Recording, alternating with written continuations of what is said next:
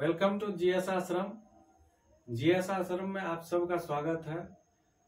आप जैसा कि जानते हैं, मॉडर्न हिस्ट्री का मैंने 5 भागों में डिवाइड किया है, जिसका मैंने 3 पार्ट अपलोड कर चुका है, फर्स्ट, सेकंड और थर्ड। फोर्थ आज ये कंप्लीट करके आपको अवेलेबल करवा दूंगा। आपको समय की बचत करते हुए हमने छोटा छोटा पार्ट करके वीडियो बनाया है, ताकि आपको समझने और पढ़ने में आसानी हो। इस वीडियो के अलावे आपको खुद से भी पढ़ना है, क्योंकि वीडियो सिर्फ पढ़ करके आप एक अच्छे अधिकारी नहीं बन सकते। आपको खुद की मेहनत भी जरूरी है। आप अगर खुद से मेहनत करेंगे, मेरा वीडियो एक आपको सपोर्ट के तौर पे काम आएगा, बट आपका खुद का मेहनत ज्यादा काम आएगा। आप हमारे वीडियो से सपोर्ट लीजिए और खुद सेल्फ स्टडी करके आप एक अच्छे पोजीशन प्राप्त कीजिए, यही हमारी कामना है। तो आज का चौथा वीडियो मॉडर्न हिस्ट्री का, जो यूरोपीय कंपनियों का आगमन है। आज हम पढ़ेंगे अंग्रेजी कंपनी आए और किस तरीके से अपना यहाँ साम्राज्य का विस्तार किए। हुआ यूं, 16वीं शताब्दी में जब एशिया का वस्तु यूरोप के मार्केट में पहुंचने लगा और वहां पे भारतीय वस्तु के बिक्री से जो यूरोप वासियों का, जो यूरोप के खास तौर पे व्यापारी वर्ग थे, उनको इस वस्तु को बेचकर अच्छा खासा मुनाफा आने लगा, जिस वजह से यूरोप के व्यापारियों को एशिया की तरफ आने के लिए प्रेरित किया। वो लाभ देख करके लालायित हो गए और इसके बाद वो पूर्व के तरफ, एशिया की तरफ आने के लिए उन्होंने प्रेरित हुआ और इसके बाद अंततः वो एशिया की तरफ रुख किए।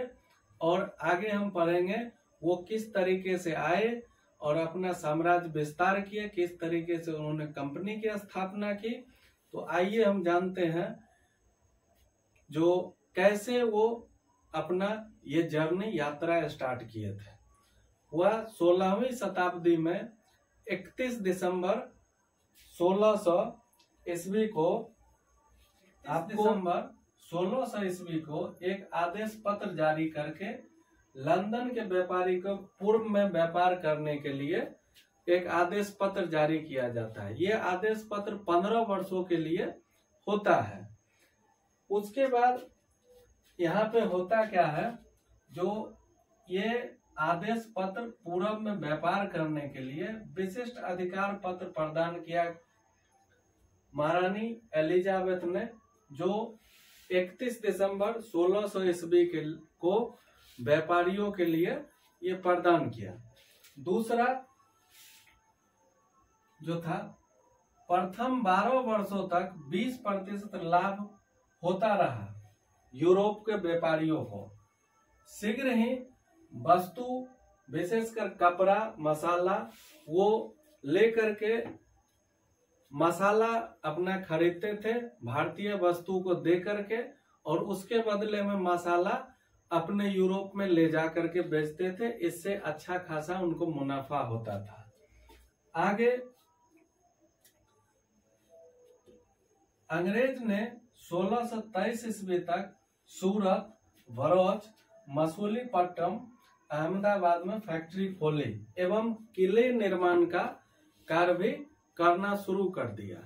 इसके अलावे जो है, गोलकुंडा के सुल्तान ने अंग्रेजों को 1632 ईस्वी में सुनहरा फरमान दिया, जिससे अंग्रेजों को बालासोर एवं हरिहरपुरा में फैक्ट्री, कारखाना खोलने के लिए अनुमति मिल गई। ये सारा कुछ 1639 में मद्रास के स्थानीय राजा से मद्रास लीज पर लिया। राजा को आधा सीमा शुल्क देने का वादा किया। बाद बदले में किला बनाने और अपना सिक्का जारी करने का अधिकार मिल गया। अब हम बात कर लेते हैं कि अंग्रेज जब भारत आए थे, तो उन्होंने सबसे पहले सूरत में फैक्ट्री डालने का अपना वो विचार बनाया। तो वहां पे जहांगीर के दरबार में गए थे, जो भारत में पहली फैक्ट्री 1608 में बनने वाली थी सूरत में, कुछ ऐसा विवाद आया जो मैं पिछले वीडियो में बताया था, जिसके कारण वहां के जो राजा थे वो रोक दिए और वहां पे रुक गया फैक्ट्री बनना। और फिर उन्होंने 1611 ईस्वी में मसूलीपट्टनम में वो फैक्ट्री को स्थापित करते हैं। फिर दूसरा जो 1608 में फैक्ट्री जो बना रहे थे सूरत में, वो फिर जो है उनको 1613 में बनाने की अनुमति मिल गई और वो 1613 में सूरत में उन्होंने भारत की प्रथम फैक्ट्री जो 8 में बन रही थी उसको उन्होंने फिर से तैयार करके कारखाना स्टार्ट किया। 1640 ईस्वी में चंद्रगिरी के राजा से, सॉरी यहाँ पे छूट गया है,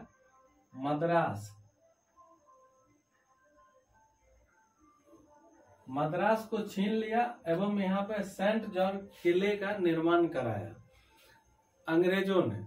उसके बाद 1661 में आपको बता दें कि 52 से 54 के बीच डच से जो युद्ध हो रहे थे उसके दौरान जो है पुर्तगाली और अंग्रेज दोनों की नजदीकियां बढ़ गई थी और वो आपस में 1661 ईस्वी में अंग्रेज के जो चार्ल्स द्वितीय थे उनकी शादी पुर्तगाल की रानी कैथरीन ब्रेगेंजा से करवाई जाती है, उनकी हो जाती है और दहेज स्वरूप उनको मुंबई मिलता है। कितनी अजीब बात है, भारतीय संपत्ति को अंग्रेजों अपना दहेज में दे रहे थे, बेटी को दहेज में दे रहे थे। फिर उन्होंने क्या किए, 1661 में चार्ल्स द्वितीय ने पुर्तगाल की रानी कैथरीन से विवाह किया और दहेज में मुंबई प्रदान किया। 1687 ईस्वी में अंग्रेज का मुख्यालय जो था वो सूरत से बंबई आ गया।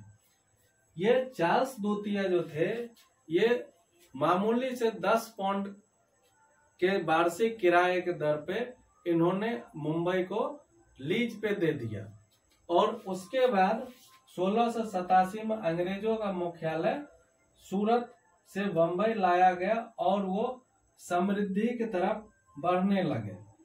अंग्रेजों को भारत के अंदर व्यापार करने के लिए जगह जगह पे चुंगी देना पड़ता था। इसके बदले उनको क्या हुआ, चुंगी देने के 1651, 56 और 72 में जो फरमान मिला इनको, वो चुंगी देने से इनको मुक्ति मिल गए। बाद में इनका इतना विस्तार हुआ जो ये एक छत्र राज्य में आ गए। इन्होंने पहले पुर्तगाली से, फिर बाद में पुर्तगाली से मिल गए 52-54 के बीच में, जिससे चार्ल्स द्वितीय का शादी हुआ और दहेज स्वरूप मुंबई मिला। उसके बाद इनको डच आया, फिर अब फ्रांसीसी आने वाले हैं। तो एवं प्रकार से ये संघर्ष से घिरे रहे। तो आगे हम देखते हैं अंग्रेजों का कलकत्ता में व्यापार का विस्तार कुछ इस प्रकार था। जो अंग्रेजों को 1691 ईस्वी में एक फरमान द्वारा अंग्रेजों को बंगाल में निश्चित राशि के बदले चुंगी रहित व्यापार करने की अनुमति मिल जाती है। 1698 में महज 1200 रुपए के राजस्व वसूलने का अधिकार प्राप्त कर लिया उन्होंने। इससे अधिकार प्राप्त करने से एक चीज क्लियर हो जाती है कि अंग्रेजों ने अपना राजनीतिक हस्तक्षेप करना शुरू पहले से कर चुका था और यहाँ उनकी महत्वाकांक्षा भी सामने आ जाती है, क्योंकि ये कहीं न कहीं व्यापार के साथ साथ राजनीतिक हस्तक्षेप करना चाहते थे, जिससे इनकी मंशा साफ साफ ये बता रही थी राजस्व वसूलने की। ये जो 1200 रुपए में इन्होंने अधिकार प्राप्त किया। 1700 ईस्वी में बंगाल कारखाने के प्रेसिडेंट और परिषद को अपने अधिकार क्षेत्र का मुख्यालय बनाता है और फोर्ट विलियम नामक किले बंद बस्ती में अपना एक अस्थायी मुख्यालय बनाता है। इसके आगे जो है 1717 में फर्रुखसियर का एक फरमान जारी होता है, जिसमें अंग्रेजों को बहुत सारा व्यापारिक छूट मिल जाते हैं। इसमें कई प्रकार के छूट मिलते हैं।